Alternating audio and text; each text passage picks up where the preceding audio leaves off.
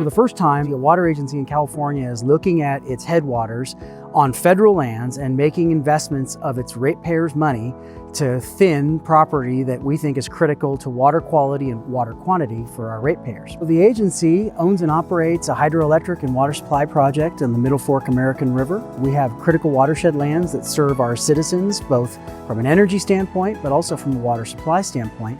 The 35,000 acres behind me is really the watershed for this reservoir. And it's a combined about 25,000 acres of federal land and about 8,000 to 10,000 acres of private land. And those headwaters lands above our reservoirs were in critical need of thinning to reduce the chance of catastrophic wildfire. The idea with that is to create gaps in the canopy, which then will break the spread of a fire up and then also create a more diverse understory habitat. The French Meadows project had been on the Forest Service project list for a long time, but because of their funding constraints, they weren't able to get to the project. So the agency started looking for ways to accomplish forest thinning on national forest lands. And we had to find partners in order to make that work. Chiefly, we had to work with the U.S. Forest Service because they own and operate that property. Bringing back more of a historic fire regime to this landscape is going to benefit our watersheds, our wildlife.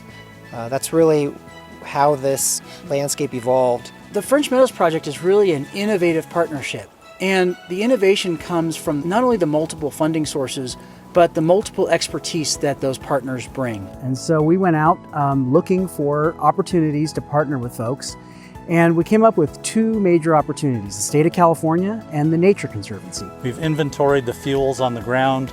We've modeled the potential behavior under given weather conditions and on this terrain in this watershed, so that we know the effectiveness of treatment in reducing fire danger. We're bringing state dollars, state funding, primarily greenhouse gas reduction funding, as well as funding from the Sierra Nevada Conservancy to actually accomplish work on federal lands, which is something that hasn't been done before.